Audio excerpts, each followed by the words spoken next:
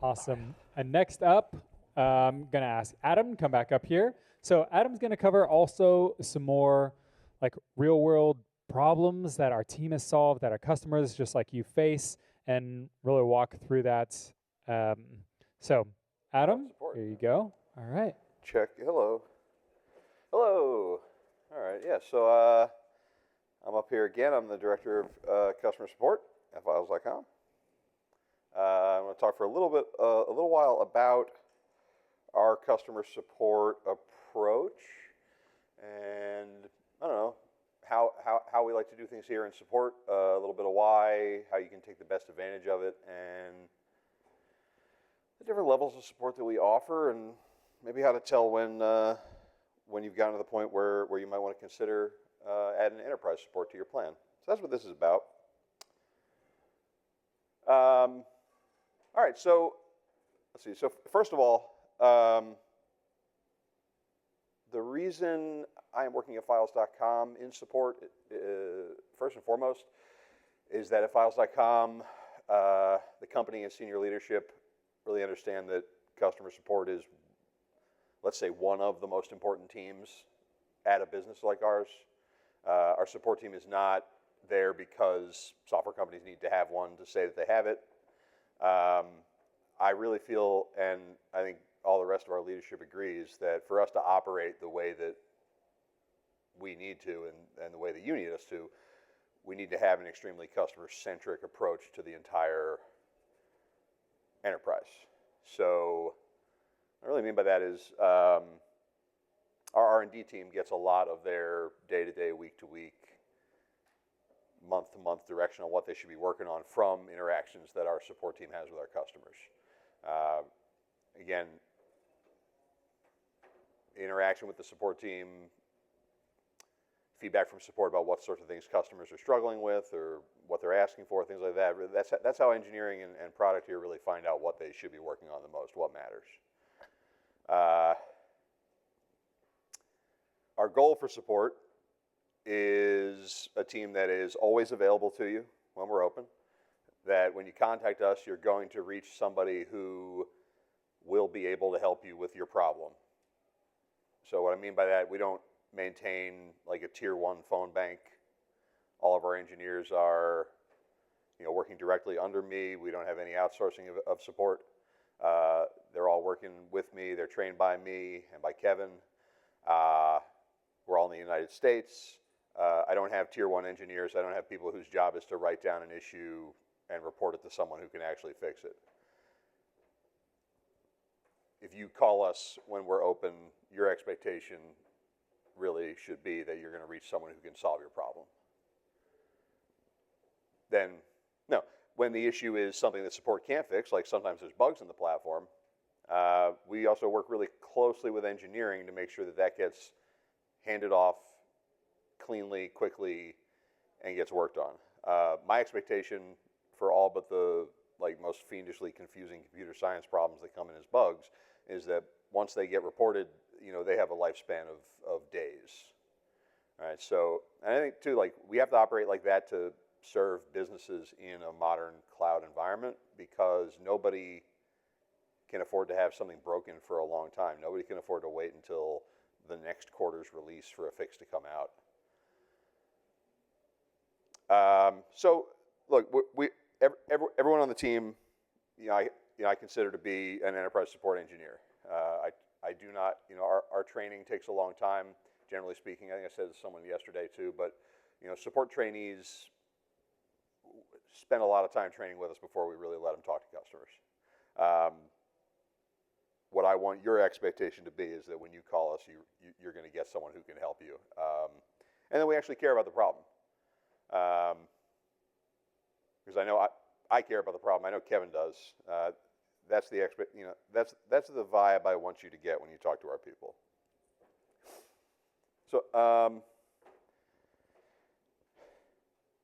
So all of our customers get access to our standard support offering, which means we're open from 9 a.m. to 8 p.m. Eastern time. You can reach us by phone. You can reach us by email. And we also have support for you to schedule a Zoom meeting with a member of the team whenever you'd like to. I just noticed yesterday that link is not published in our web app under contact support. We're going to fix that as quickly as we can. But if you ever see the signature or the end of an email that you get from a support person, there will be a link in there that says book a call on our calendar. Anytime, so let's see. Like our preference for fixing issues is to start out and get as much information from you as we possibly can. And generally speaking, the best way to do that tends to be on a Zoom meeting where you can share your screen and we can talk in real time. We're more than happy to conduct support over email, and we will get problems solved that way. But if you send us an email or open a ticket, you should expect we're at least going to try to call you unless you tell us not to. The reason for that is, in a 5 or 10 minute phone call, I feel like we can cover the same amount of ground that sometimes takes all day to do back and forth over email. Like I said, even better, especially if there's something you need to show us, because we, by default, we don't have access to your sites. We have access to a lot of information about your site. We can see your logging, we can see how it's set up, but we can't log in and click around and see what's going on unless you grant us that access.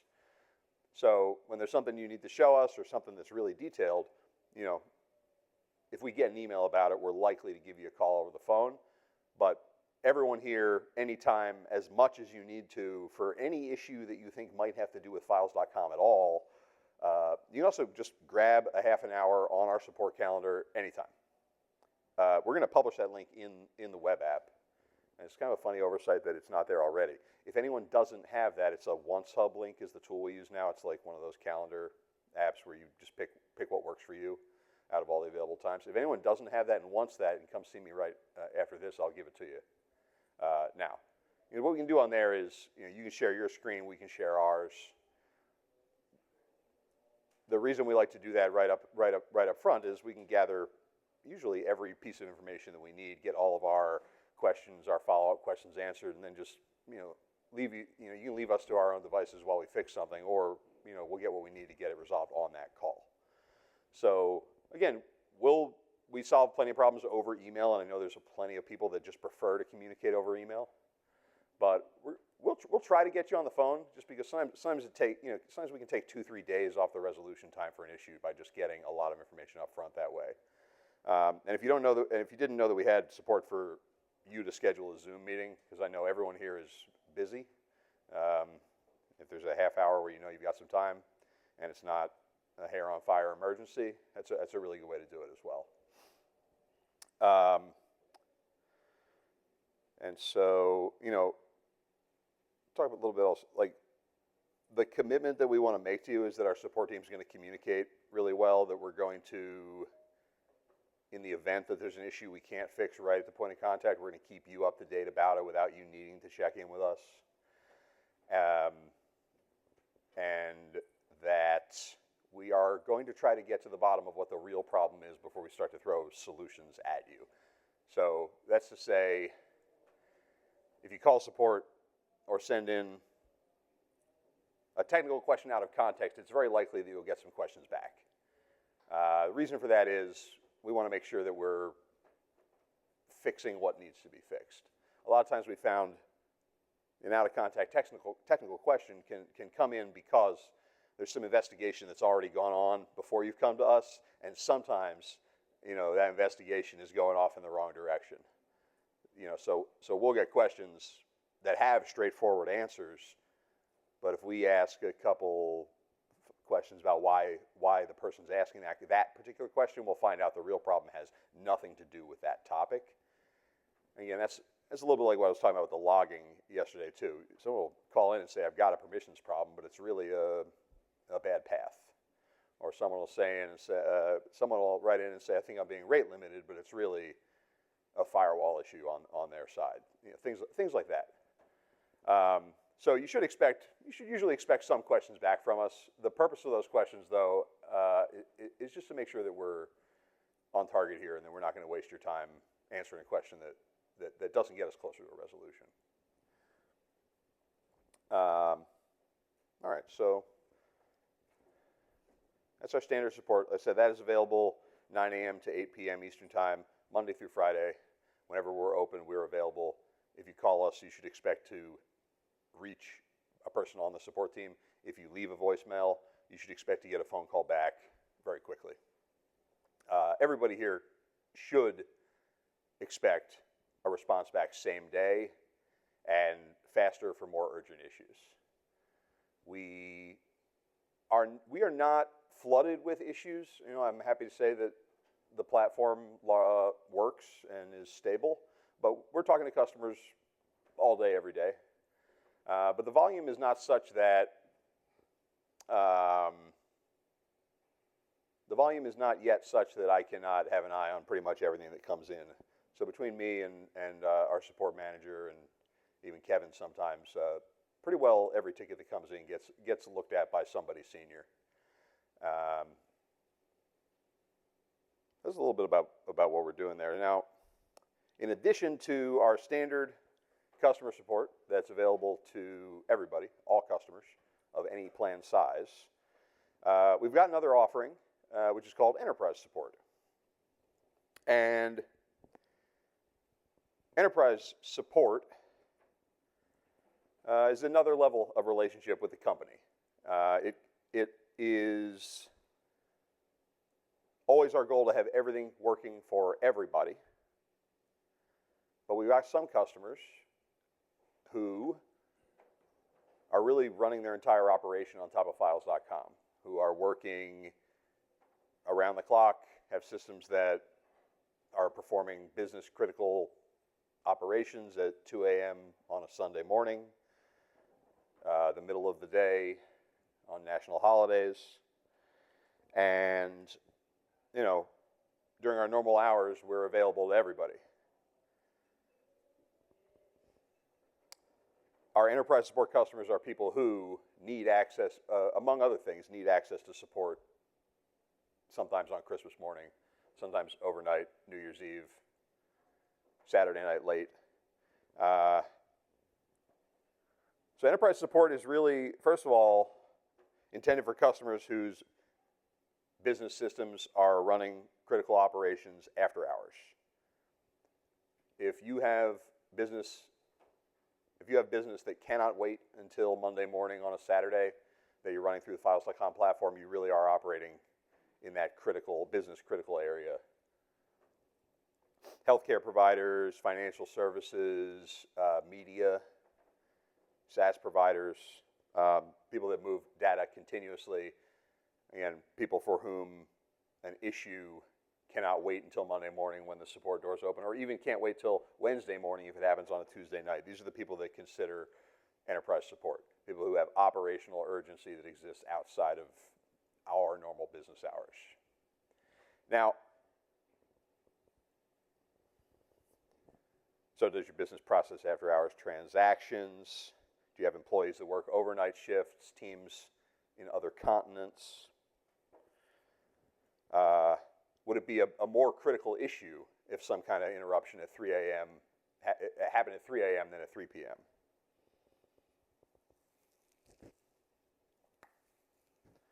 So one thing you get with enterprise support is just coverage at those times. And that's something that we really can only provide to our enterprise support customers. Now, I don't want to talk about this. I'm not talking about files.com system-wide issues. This is absolutely not to say that if we have a system issue, a major one, that affects our platform on a holiday or overnight or on the weekend, that we need a customer with enterprise support to call in and tell us about it, right? So our monitoring systems are really robust. They're constantly being updated. Anytime anything pretty well happens on the back end that we haven't monitored for before, even if it doesn't cause a real problem, but something that could, our engineering team is generally going to add monitoring for that scenario. In the rare situation where we've got an outage, you don't need to call us to tell us about it. We already know. We're already working on it. So what I'm really talking about is, I'm going to find the slide where that is here. What I'm really talking about is business critical issues that occur off hours that are business critical to you and your business, not to us and our platform. So in other words, your emergencies as an enterprise support customer, we treat them like our emergencies. And I think we'd like to get to the point where we can do that for all 4,000 of our customers. But our enterprise support customers can come into an issue that's critical for them that wouldn't look like a big deal to us if we weren't told, and they've got a response guarantee that we will jump in and deal with this issue. So what you get with that 24/7, 365 days a year, if you contact us with a business critical issue, we guarantee less than 30 minutes you will get a call back from a member of our on-call support staff, and that we will start to work on whatever that issue is that's business critical for you. And that support engineer has direct access to a line of escalation that goes to me, that goes to our head of engineering, that goes all the way up to our CEO. And we will work to get that fixed. We have worked to handle issues like this for enterprise support customers, even when the root cause of the failure was not on the files.com platform, where we had to bring engineering in to engineer around something that happened on an integration partner's server. Your problems turn into our problems. Your emergencies become our emergencies with enterprise support. Now, I think that's the big obvious, I guess, gap that you fill with enterprise support, which is what happens at midnight. Well, you don't have to wait till the morning.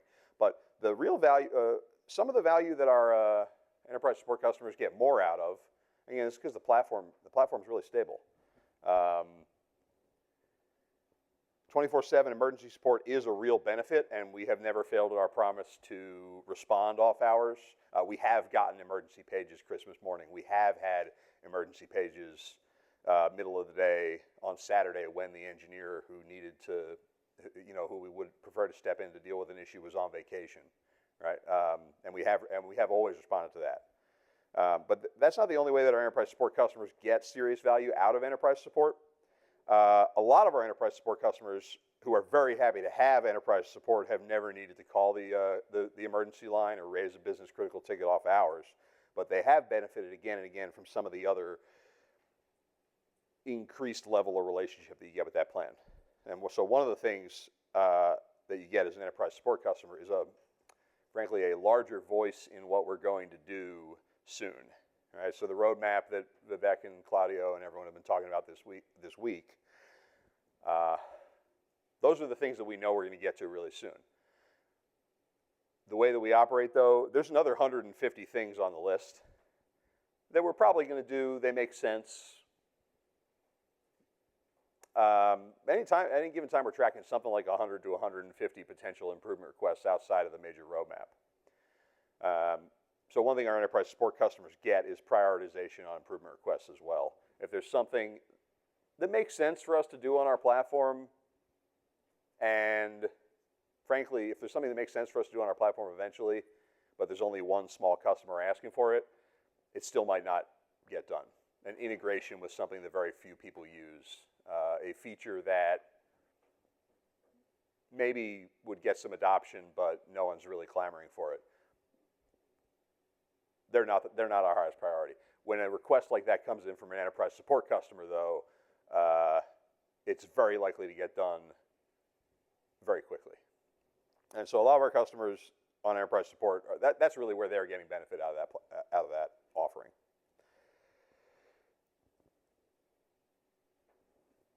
The other thing that our enterprise support customers get, especially if they meet with us frequently, they're really communicative about what they're using the platform for, what matters to them, is we're able to look out for them a little bit in a little bit more detail than we can for everyone else. And what I mean about this is our enterprise support customers tend to get a little more time with our onboarding team. They can schedule periodic check-ins with me. We know more about what they're doing generally. And when we know exactly what you're doing, what you care about, that helps us better prioritize issues without needing to hear from you that they matter to you. So our enterprise support customers are really communicative ones, often don't really need to let us know ahead of time that a bug matters to them, right? So, we've had scenarios too where a bug gets filed, and maybe it would be a minor bug, but I actually happen to know that there's 150 users on one of our enterprise support customer sites that use that every day. That's the kind of thing that we can get that kind of thing. We'll be looking out for you on enterprise support. We're looking out for everybody, but that extra level of communication and that closer relationship can help in that way as well. That is real. We're committed pretty hard to getting all the bugs fixed. We don't let bugs sit on our platform, but we've got to do them in some order or another. So what you're getting with enterprise support is not just 24/7 access to support. It's another level of relationship altogether.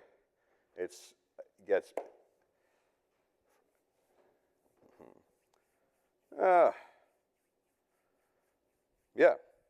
So if this sounds like something that you need or would benefit from, I guess I'm ending this by encouraging you to go speak to your account manager about it, because anybody can have it. And we're really proud of it. I think it pays for itself. Any questions?